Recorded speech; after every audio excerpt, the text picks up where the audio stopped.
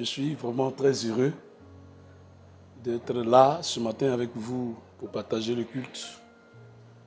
Effectivement, comme l'homme de Dieu l'a dit, je suis de Côte d'Ivoire, précisément de San Pedro.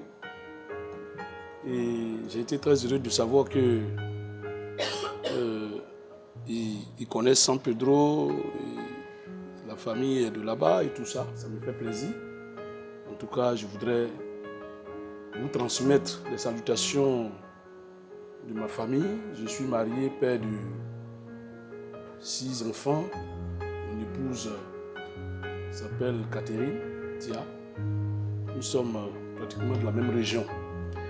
Alors,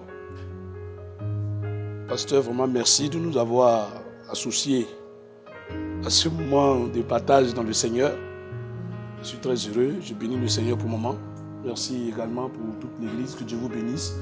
En tout cas, dans un premier temps, ce que je voudrais dire ici, c'est que on ne vous connaît pas, mais on a été marqué par la chaleur spirituelle, la convivialité, l'esprit d'amour. Vraiment, ça nous a marqué tout de suite. Ça, le pasteur n'a pas manqué de me le dire quand on est entré dans le bureau. Quand le pasteur est sorti, il a dit « Ah, mais c'est une belle église avec une bonne atmosphère. » Vraiment, ça nous fait plaisir. Et je crois qu'il faut cultiver ça. Je pense que ça va beaucoup aider. Merci infiniment. Alors, ce matin, je voudrais juste dire quelques paroles. Et le titre que je vais donner à cette petite exhortation, ce que vous êtes est en vous et ce que vous serez est en vous. Ce que vous êtes est en vous, ce que vous serez est en vous. Je veux parler, c'est un sujet qui est beaucoup abordé dans le monde. Je vais parler de la destinée. La destinée, c'est un peu ce que Dieu a préparé pour chaque être humain sur terre. C'est-à-dire ce que vous allez atteindre comme but, les actions que vous allez poser, votre parcours terrestre, tout ce qui va être fait, c'est un peu comme quelque chose que Dieu a planifié certainement d'avance. Alors, donc, pour accomplir sa destinée, il y a certaines choses qu'il est bien de savoir. C'est très important. Je vais partager avec vous en quelques minutes ces pensées-là. Jérémie chapitre 1, versets 4 à 5. La parole de l'Éternel me fut adressée en ces mots. Avant que je t'eusse formé dans le ventre de ta mère, je te connaissais. Et avant que tu fusses sorti de son sein, je t'avais consacré et je t'avais établi prophète des nations. Ça, c'est les deux versets qui nous intéressent dans ce chapitre-là, le chapitre 1. Et le deuxième verset que je vais vous soumettre à votre attention, c'est Proverbes chapitre 16, verset 4. Proverbes chapitre 16, verset 4.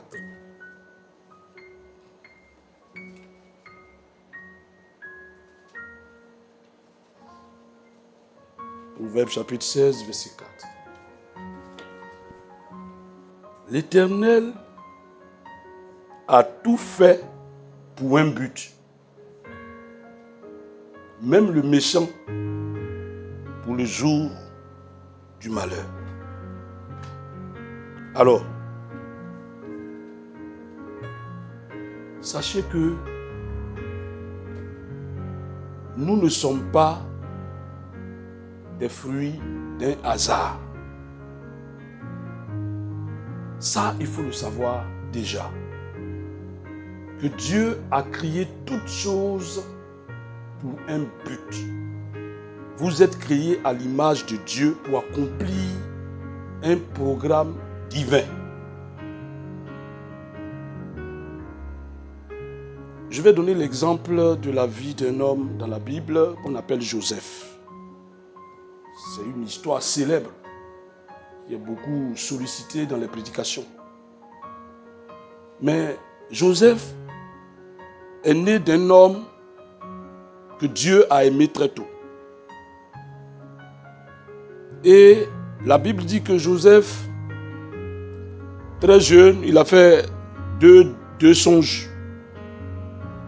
Mais le premier songe qu'il a fait, c'était qu'il était dans les champs avec ses frères, aller récolter, et puis il a vu que ses frères ont fait des gerbes, et leurs gerbes étaient couchées, et lui, sa gerbe était levée. Et puis après, il a fait un autre songe où des étoiles, 11 étoiles sont venues s'incliner devant lui avec le soleil, la lune, tout ça. Bon. Et il a commencé à expliquer à ses frères qui l'ont pris vraiment en haine, se sont levés contre lui. Même le père n'a pas compris. Le père n'a pas compris. Il dit, mais donc tu veux dire quoi? Que tu veux me commander moi aussi? Son père, c'est Jacob. Or, Dieu voulait montrer à Joseph, en fait, le plan qu'il a établi pour sa destinée.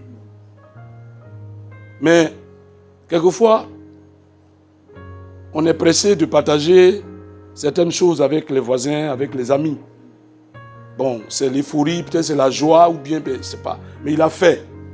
Et en fin de compte, ses propres frères ont commencé à le détester, à le haïr. Mais ce que je voulais dire ici, c'est que la destinée de Joseph a été révélée. L'avenir de Joseph a été révélé.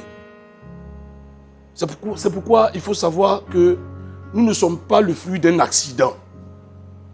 On n'est pas venu sur la terre au hasard. Et je le dis souvent dans les prédications dans les églises que les gens disent, bon, il y a un jeune Ivoirien qui a chanté, bon, il y a un groupe de chants, des chanteurs là-bas qu'on appelle les Zougous. Ça, c'est une musique chez nous en Afrique. Mais ce jeune homme-là, il a chanté, il dit, on ne sait pas où on va, mais on y va quand même. Ah! J'ai dit, mais attends, on ne sait pas où on va, mais on y va quand même. Ça veut dire que le monde est perdu. Le monde ne sait pas où il va. Le monde n'a pas de repère.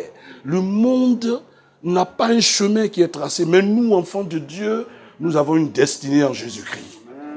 Et nous savons où nous allons. Parce que notre Dieu a tracé un chemin devant nous. Comme il a fait aussi pour Joseph.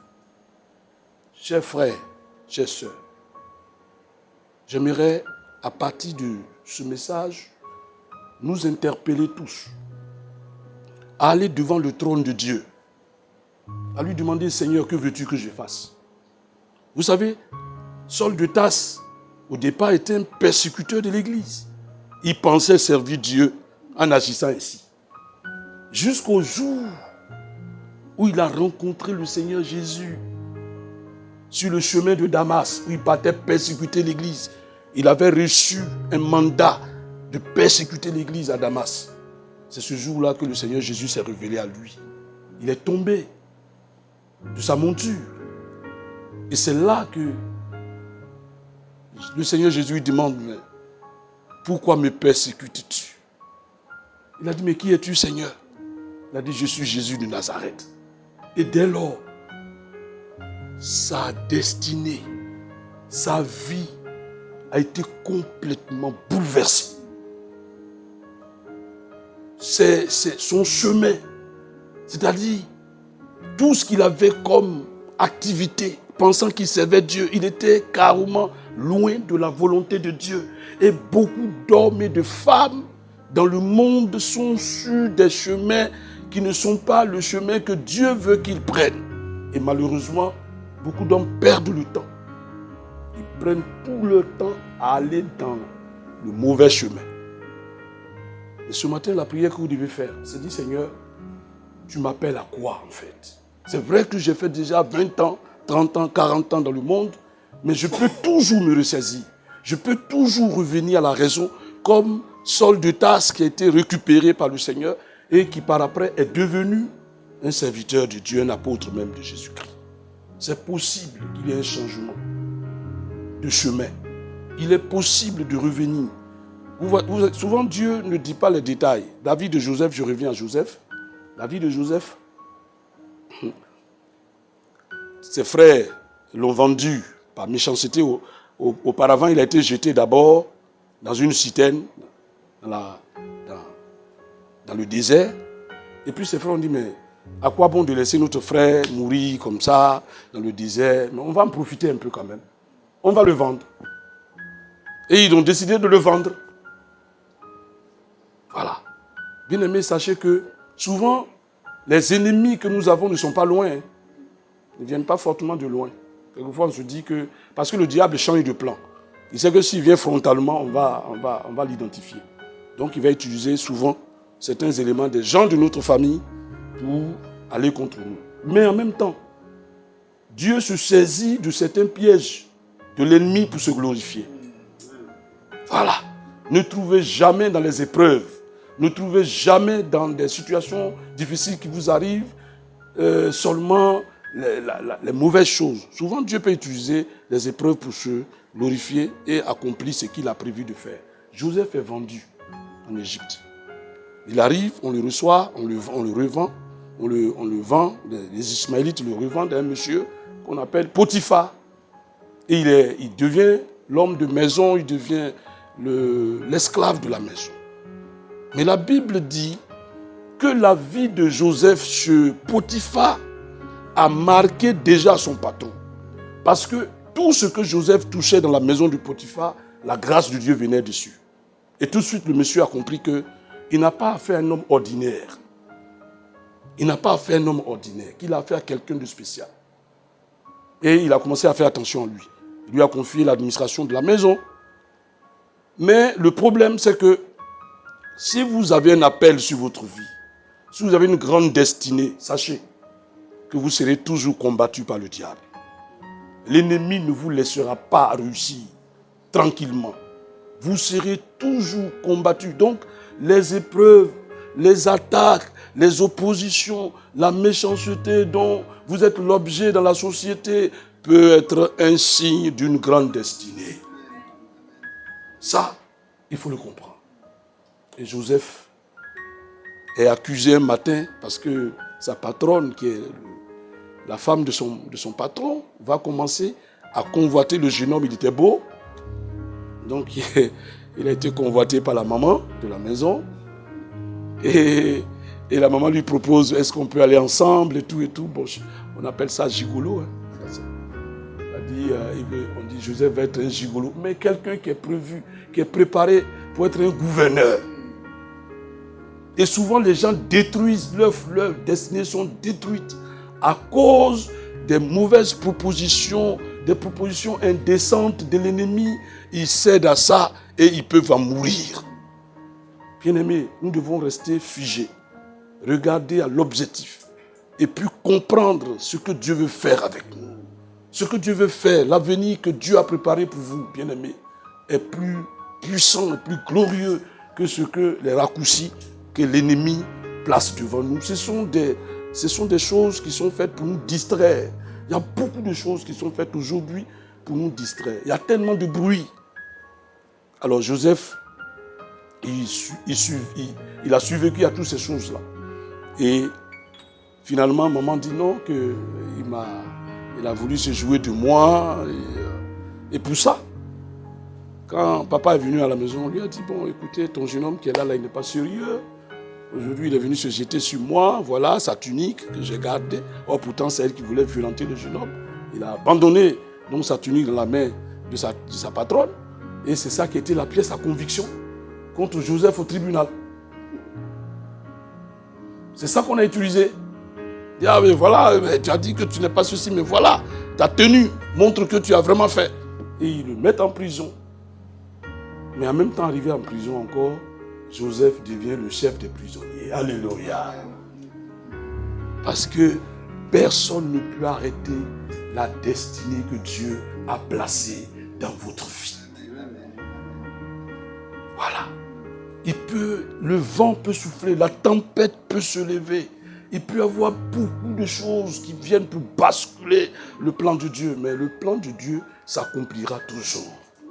Et Joseph, il sort il reste en prison. Et puis après, quelques années après, je crois que depuis la sortie de Joseph de la maison de son père, jusqu'au jour où toutes ces difficultés ont pris fin, cela a duré 13 années.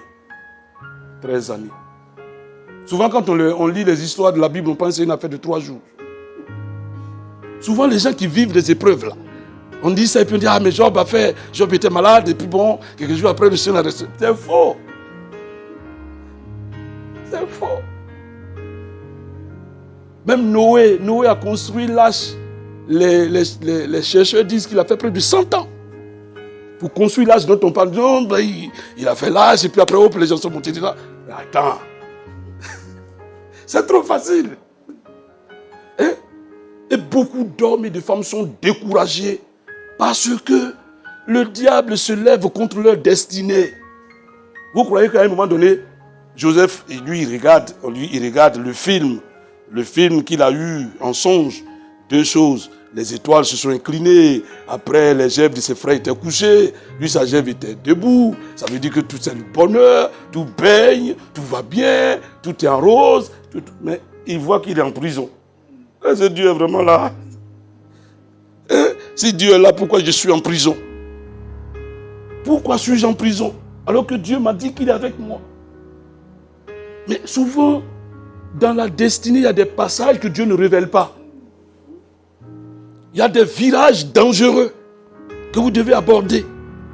Et garder la sérénité, la foi. Tournez les regards vers Dieu. Ne soyez pas découragés. Certainement, vous êtes en train de traverser quelque chose que je ne connais pas. Dans votre vie de foyer, dans le travail, dans votre santé même.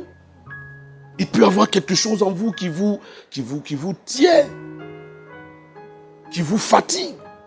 Mais c'est tout ça que Dieu veut comprendre, que Dieu veut voir si vous êtes fidèle. Moi, je n'ai jamais vu, dans la Bible, on n'a pas lu que Joseph a dit une parole désobligeante à l'égard du Seigneur. Il est resté fidèle, la tête sur les épaules. Alors, donc, ce que je vais dire pour terminer, c'est que vous avez une destinée. Et votre vie ressemble à une graine. Une graine qui a juste besoin d'être en contact avec la bonne terre pour pousser. Si je vous envoie tout de suite des grains dans ma main ici, vous verrez que c'est de simples grains. Mais à l'intérieur de la graine, il y a un arbre. Amen, amen. À l'intérieur de la graine, il y a un arbre. Avec des fruits dedans. Mais le fruit là est invisible. Et à l'état infirme pour le moment. Ce que vous êtes sera révélé un jour. Ce que vous êtes est en vous. Ne vous méprisez pas. Ne vous minimisez pas. N'abandonnez pas la course. Parce que Dieu a un projet dans votre vie. Si l'année dernière vous n'êtes pas mort, c'est parce que Dieu n'a pas encore fini avec vous. Et vous ne mourrez pas d'aussitôt. Parce qu'il y a un programme divin attaché à vous. Ça, je viens ce matin vous le dire. Si quelqu'un est découragé, à cause des épreuves, à cause des événements difficiles, à cause des hauts et des bas, vous voyez que votre vie est comme une dent de scie. Vous montez, vous descendez, vous montez, vous descendez. Tout cela va concourir à votre développement spirituel et à votre maturité. Parce que Dieu ne peut pas élever quelqu'un qui n'a pas la maturité. Joseph, comme vous lisez dans Genèse chapitre 15, le rôle central que Joseph a joué dans la vie des enfants d'Israël a été annoncé à Abraham. Dans Genèse 15. Ce que Joseph était en train de faire, la vie qu'il a menée, les difficultés là, c'était pour qu'il devienne le leader de son peuple en Égypte, dans un pays étranger. Mais un tel leader, une telle colonne, c'est-à-dire c'est le pilier même de la famille d'Israël à l'étranger. Il ne fallait pas que ce soit un homme, comme on le dit chez nous, en Côte d'Ivoire, un homme fléqué. Vous voyez, un homme trop léger. Ah non, non, non. Il fallait que Dieu le construise. Il fallait que Dieu lui donne de la force. Voilà, la capacité. Parce que pour qu'une maison soit tenue, vous voulez un immeuble, Vous allez d'abord au sous-bassement, à la fondation. Vous voulez construire un immeuble, ce n'est pas une maison basse. Ce n'est pas une maison en banco. Votre vie, c'est un immeuble qui va se lever et qui va aller plus haut dans le ciel. Et vous avez besoin d'une fondation solide. Vous avez besoin d'une base solide. Et c'est ce que Dieu a fait avec Joseph. Donc ce matin, je voulais me limiter là pour vous demander de prendre courage et de regarder à Dieu, à Jésus, parce qu'il a préparé une destinée pour vous. Si vous n'avez pas d'enfant, il vous le donnera. Au moment opportun. Si vous êtes malade, il vous guérira. Vous ne resterez pas malade tout le temps. Si vous avez un souci quelconque au travail, Dieu agira. S'il y a des forces spirituelles qui vous tiennent en captivité, Dieu interviendra au point de briser les chaînes, de briser les pouvoirs des ténèbres. Vous sortirez de là.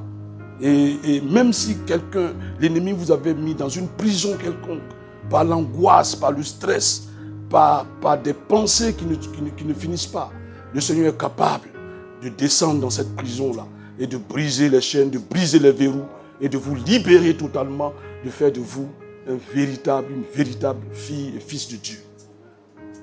On va prier un peu. Je ne sais pas si vous permettez que je prie un peu avec vous. Voilà.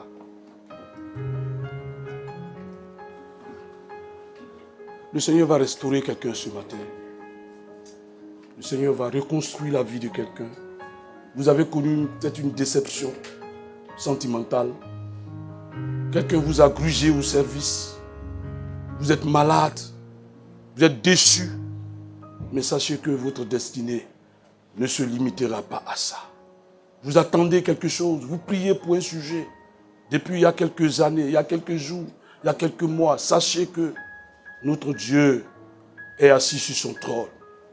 Et il n'a pas changé. Il est le même.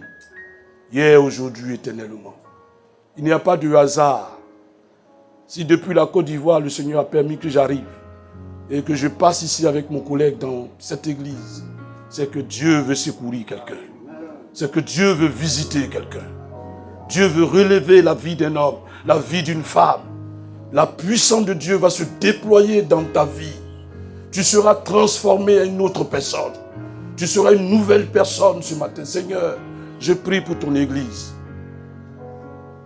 Oh Dieu de grâce.